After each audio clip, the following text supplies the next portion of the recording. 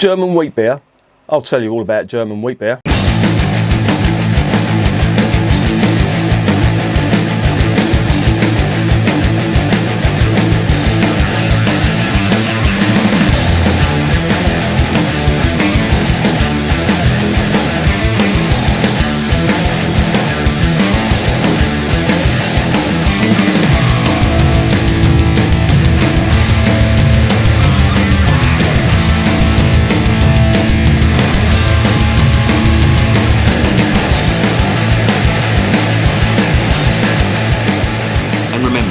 Life is too short to be drinking shitty beer.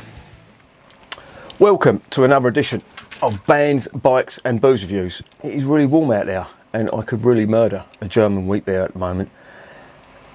And you might ask, what is a German wheat beer? This is going to be designed to give you the history of wheat beer in Germany, some examples of wheat beer and the terminology used when describing the different types of wheat beer from Germany. What I won't be doing here is covering Belgian Wit beer. I'll do that in another programme that deserves its own programme by itself. And I won't be doing much on the American styles of wheat beer too. If by some quirk of fate you're not quite sure, I will tell you. German wheat beer is a top fermented beer that is brewed with 50 to 70% wheat. Now most other beers would use malt as part of their grain bill, or most of their grain bill, if not all. Wheat beer differs with that in that it uses mainly wheat. Now there is some malt in there, but the biggest part of that grain bill is wheat. And it's also characterised by heavy carbonation, low hop bitterness, cloudy in its appearance. It has fruity esters, or a distinct flavour to it, which is given from the yeast that's used, the top fermenting yeast that's used. This is usually banana, clove, some people say bubblegum, vanilla, etc. That type of flavour. Now that all comes from the yeast, and I'll get onto the yeast a bit later on. You've probably all heard that beer was invented by the ancient Egyptians. That's possibly true, but it was around that area. They used to call it the Fertile Crescent, and that was basically the Middle East. So it did include Egypt, but it also included Syria, Iraq, Israel, Palestine, etc., etc. And beer was brewed there, and they used wheat, and they enjoyed its flavour. They enjoyed the slightly intoxicating nature of it, but they also found there was health benefits to it as well. It contained nutrients. But what they discovered shortly after that was that wheat was better used as an ingredient for food, or mainly bread, if you like, and barley was better for brewing beer with. So they swapped. However, they'd sowed the seeds, and brewing with wheat gradually spread to Europe. Fast forward to the 15th century, there was a fella in Germany called Degenberger, and he and his family brewed wheat beer. Now bear in mind, this was in the 1400s. And they were brewing beer, and his family were brewing this wheat beer for almost a century, and it was quite popular. But along came the Reinheitsgebot, and it said beer can only be brewed with malt, hops, yeast and water. And that created a bit of a quandary for old Degenberger, but he managed to get a bit of a pass on that one, because he'd been around so long. I mean, he'd been around for 100 years. They decided, well, his brewery's too set in their ways, their beer's popular. In fact, it was so popular, it was drunk by Bavarian royalty. So they decided to give him a pass, and he carried on brewing it. Now, shortly after that, when he died, his brewery died with him. He didn't have a family to pass it on to, so the Dukes of Bavaria, that was the Wittelsbach's family who took that over, and they started brewing wheat beer along with their own dark beer that they were brewing at the time. And again, the wheat beer became very popular. So popular, in fact, that they expanded all over Bavaria, and they opened up brew houses and breweries to brew this wheat beer. Now, the original site of this wheat beer brewery that the Wittelsbachs took over is now where the Hofbrau brewery is. You've all tried Hofbrau Lager. If you haven't, you're missing out. That's basically on the site of the Deggenberger family's brewery, the original wheat beer brewers of Germany. Now, the Bavarian royal family or the Wittelbachs were actually the authors of the Reinheitsgebot, and they allowed wheat beer to be brewed in Germany.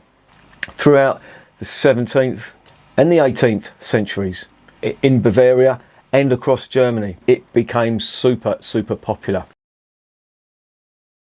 Along came Pilsner and Lager and the new brewing techniques, which allowed for cold storage, lower temperature fermentation of lagers, the refreshing quality of these new Pilsners and Lagers, which used the noble hops that came from Germany and what was then known as Bohemia and Moravia, modern day Czech Republic and Slovakia. Wheat beer fell out of favour. The popularity of Lager and Pilsner within Germany and Europe too meant that wheat beer took a back seat, and then eventually it almost disappeared. Cue the entrance of a certain Mr. George Schneider. In 1855, when George Schneider took over the Ducal brewery in a place called Kelmheim, wheat beer was on the wane. But George Schneider was quite visionary, and he had so much faith in wheat beer, its flavour and the potential popularity of it, the resurgent popularity of it that he thought he could produce.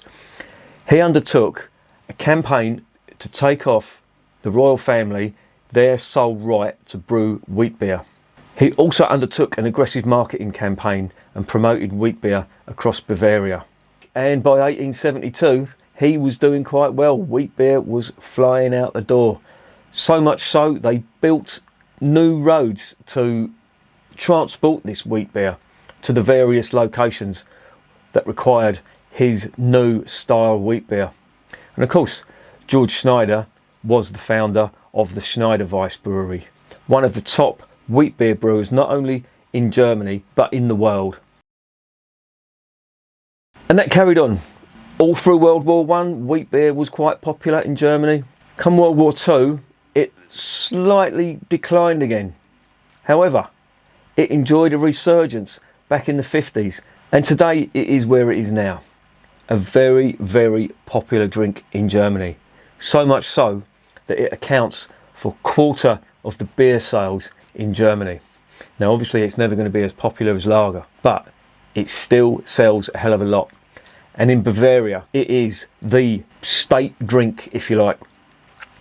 They do some cracking lagers down in Bavaria, but the wheat beer there is sublime. You have some fantastic brewers who I'll get onto in a minute, but German wheat beer really is rooted in Bavaria. So, what styles of wheat beer are there? There are a few. The most common is the Hefeweizen, or the Hefeweiss, that you see on most supermarket shelves. And this beer has its own characteristics. The characteristics I outlined at the beginning of this video are usually what you would associate with a Hefeweiss or a Hefeweizen. I'll get onto that terminology at the end. But this is your common or garden German wheat beer. It's usually 5%. It's cloudy. It is bottled conditioned. So it's basically undertaking a secondary fermentation in the bottle. When you pour it out, you tip the glass, you fill it out, and then when it's quarter full, give it a little swirl, pour the rest out. You give it a little swirl to agitate the sediment of the yeast that's in there.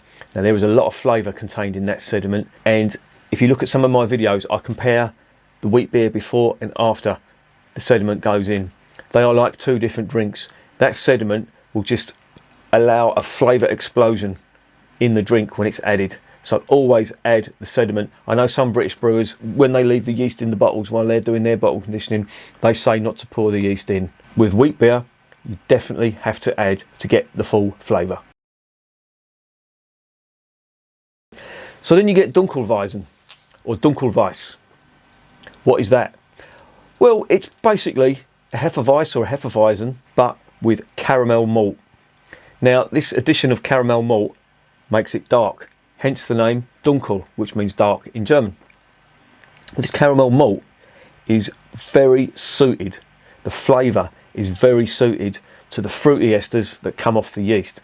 So not only have you got banana and clove type flavours, you also have caramel and raisin, and in some instances chocolate as well. So the whole lot is a sort of a flavour explosion. And personally, I prefer Duncanvice. I think it's more flavoursome, there is more complex flavours in it, and it just goes down very nicely indeed. I'll get onto some of the really good German Weiss beer brewers at the end. Next you've got Weissenbach. Well, Weissenbach is pretty self-explanatory. Weissenbach is simply a stronger version of your Hefeweiss, and naturally you will get quite high alcohol content with the yeast and the bottle fermentation. In a Hefeweiss, that's usually about 5%. With a Weissenbach, it's higher. It's normally about 7 or 8%. So bear that in mind when you're drinking a Weissenbach. If you don't like cloudy beer, you can always have a Crystal Weizen. Now, Crystal Weizen is basically a Hefeweizen or a Hefeweiss that's been filtered. So on all your other beers that I've just mentioned, when you pour them out, you'll see a very cloudy tone to the beer. With a Crystal Weiss, as the name suggests, you can see straight through it, and the appearance is quite like a lager, but you still get the foamy head. What some German barmen like to do with Crystal Weiss is to add a grain of rice, to throw that in there, and that creates some extra fizz, and that will allow the head retention on a Crystal Weiss. Sometimes when you see on a Crystal Weiss, the head doesn't stay as intact for as long as it does on a Hefeweiss or a Hefeweizen. So bear that in mind. That's a good little tip, to put the grain of rice in there. Then you get Starkvisen. The two terms of Starkvisen and Weissenbach, it could be argued that they're interchangeable. Some people would argue differently.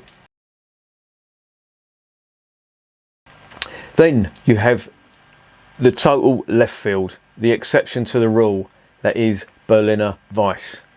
If Weiss beer and Weizen share common flavours, Berliner Weiss is the black sheep of the wheat beer family. Why so? Well, the colour is different, the flavour is different, the carbonation level is different, the ABV level is different. Now you could argue with possibly some conviction that it's not really a wheat beer.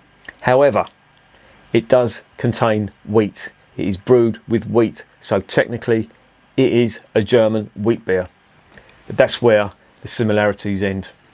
They use a different strain of yeast that creates a lot of lactobacillus flavours in the beer. That gives you a very sour taste. Sour beers are quite common in Europe and they're massive in America, but Berliner Weiss is a very, very popular style of beer in and around, as the name would suggest, Berlin. Now, some people class it as a girl's drink.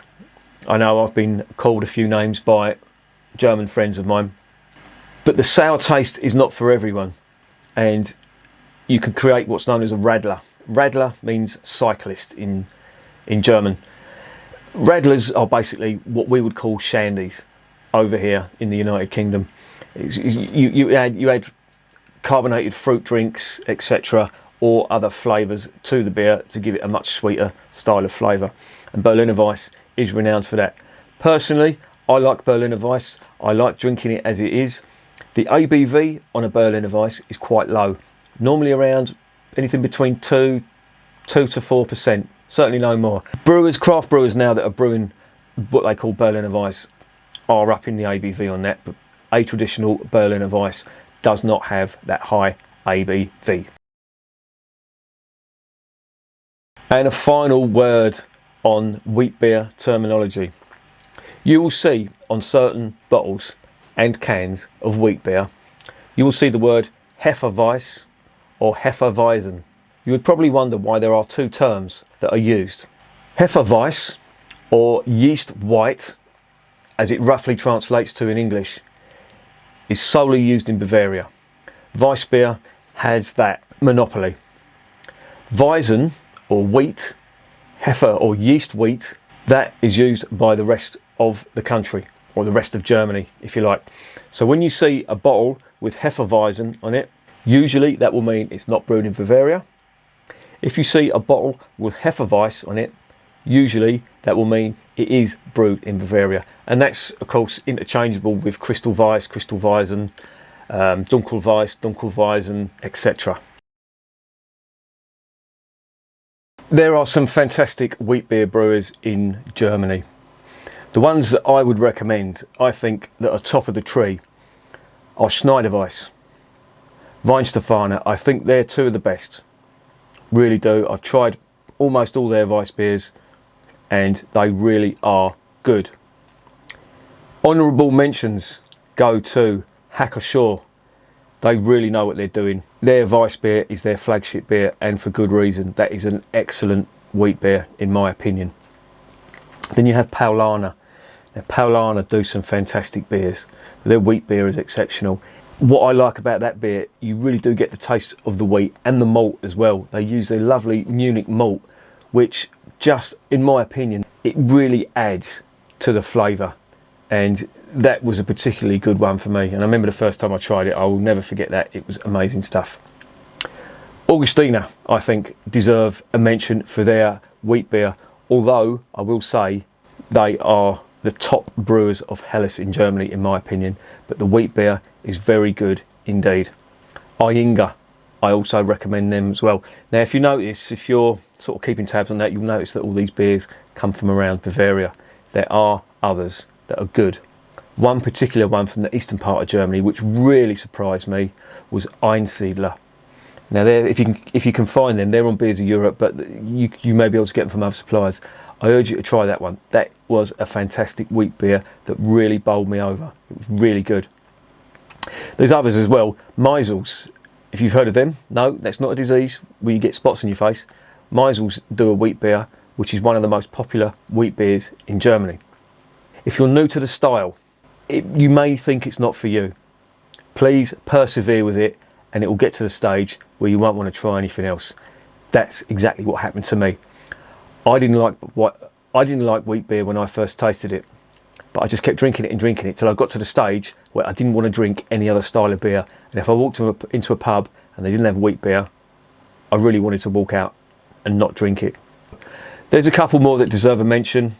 Tuka do a really good Weiss beer. Used to be sold in the Witherspoons. You don't get it now, unfortunately, which is a real shame. That was an excellent one. If you do fancy trying a German wheat beer, and you want one that's readily available, then Franziskaner. You've all seen it. It's on the supermarket shelves. That is not a bad one. That's brewed by Franziskaner Spartan. And it's one of the most popular wheat beers in Germany. And it's very nice, I think. What I would not recommend is Erdinger. I just don't like Erdinger for some reason. It doesn't have any of the characteristic taste of a Bavarian wheat beer, in my opinion, even though it is brewed in Bavaria. It's just not something I'm really enamoured with. And the carbonation on it is really obtrusive as well, so I wouldn't really recommend that one. I will recommend Schneider though. If you want to try the Rolls Royce of German wheat beer, try Weissenbach, which is available in Sainsbury's. It was last time I looked, so have a look in Sainsbury's, get some there. It's only cheap, it's £1.85, very good value for money, in my opinion. Or if you want to splash out a little bit, get yourself online, Beers of Europe, Beerwolf, beerhunter.co.uk, get yourself some Schneider, tap one. And they do some other variations on it as well. If you like your Weiss beer, then I think you need to try your Dunkels, because your Dunkels, in my opinion, would be even nicer. But that's just my take on German wheat beer. Some barmen across the water in America, they think it's a good idea to pop some fruit into the side of the glass of a wheat beer. Not only is this not done in Bavaria, not only is it frowned upon, but it is the best way to kill the head on any beer. If you put citrus directly onto the head of a beer, the bubbles will just dissipate and you will lose the head. Half the fun of drinking a Weiss beer is drinking it through the foamy head. I don't care what anyone says, you do get lovely flavours when it's drunk through the head. So there you have it, a potted history and guide to the style. As I always say on these beer history reviews, please like, subscribe, put some comments in the section below. If you think I've got anything wrong or you'd like to add anything to that, please put it in the comments below. If you think I've got something wrong, please enlighten me. Please back it up with some evidence. I will hold my hands up, I will apologise, and I will give you a credit if I do a follow-up video. Thanks for watching, and remember, wheat beer is working class champagne.